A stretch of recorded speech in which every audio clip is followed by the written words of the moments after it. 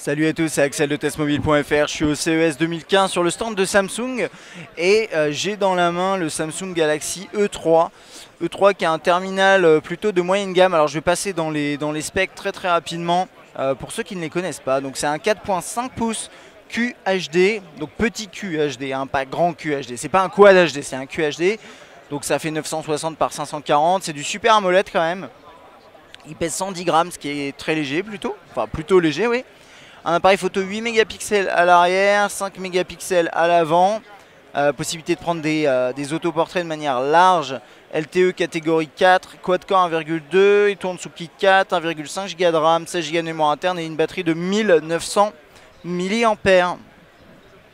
Alors, c'est un terminal qui, donc c'est la suite finalement du premier alpha qu'on a découvert. Un A c'est pour alpha et ça signifie également design en métal, design en aluminium. Et là c'est ce qu'on a ici.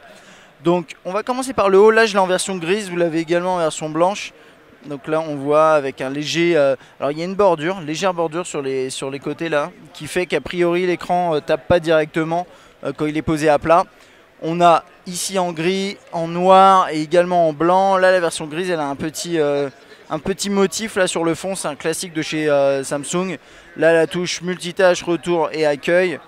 Ici on a tout ce qui est on-off, verrouillé, déverrouillé. La possibilité de mettre une micro SD et une carte SIM bien entendu. Ici la touche de gestion du volume. Par là on n'a rien à part un second micro a priori. Le premier micro étant là et le slot micro SD. Pardon, micro USB, l'emplacement micro USB, le port micro USB.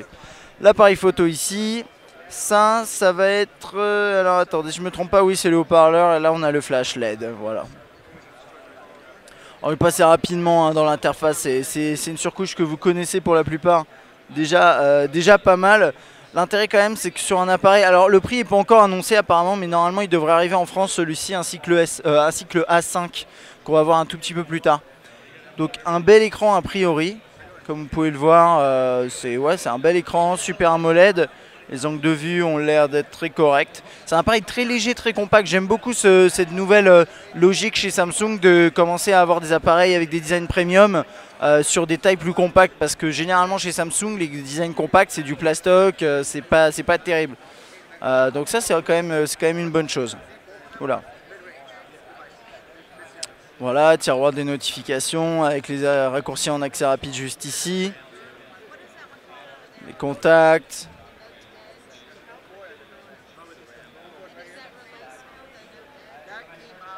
Possibilité de passer des appels de cette façon-là. L'appareil photo apparemment avec pas mal de fonctions selfie. Donc là je prends une photo. Ça c'est quoi là? On a la possibilité de prendre une photo je crois. Sur les peintures. Ok bon on va faire ça. Ça ressemble un petit peu à ce qu'on a sur le G3. Tu prends la photo ou pas? Oui voilà c'est bon. Donc on monte sa main et ça va prendre une photo. Qu'est-ce qu'on a d'autre? On a une option beauté. Donc avec différents critères, on peut demander à ce que les yeux soient plus gros. C'est un peu bizarre d'ailleurs, ça fait un peu peur. On peut demander à rendre le visage plus beau et le visage aussi plus fin. Alors, attendez, je vais prendre une photo avec ça, ça va être horrible.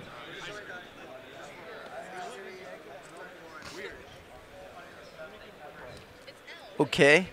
Donc effectivement, ça m'a réduit les joues, ça m'a fait des gros yeux et ça m'a lissé la peau. Ça fait un peu peur. Mais c'est bon, c'est marrant quand même. Je sais pas s'ils le prennent avec humour, je pense qu'ils le proposent de manière très sérieuse. Ensuite, on a quoi? Pas mal de petites fonctions là ici. On peut filmer en Full HD. Gérer, est-ce que peut faire le bouton de volume? Est-ce qu'on peut appuyer sur l'écran pour prendre une photo? Passer avec la caméra frontale s'il le veut bien. Voilà, c'est pas ce que je voulais faire. Différents modes ici, Beauty Face, Panorama, Rear Cam Selfie. Ça, je pense que ça vous fait un bip, ça détecte votre visage, ça prend le cliché. En tournant le truc, HDR, Night, on peut faire des gifs animés. Enfin bon, ce genre de choses. C'est un appareil qui a l'air très intéressant. S'il arrive effectivement en France, et normalement c'est le cas, et ben on le testera, tout comme le A5. Dites-moi ce que vous en pensez. Et puis si vous avez des questions, bien sûr, n'hésitez pas. Et puis moi je vous dis à la prochaine.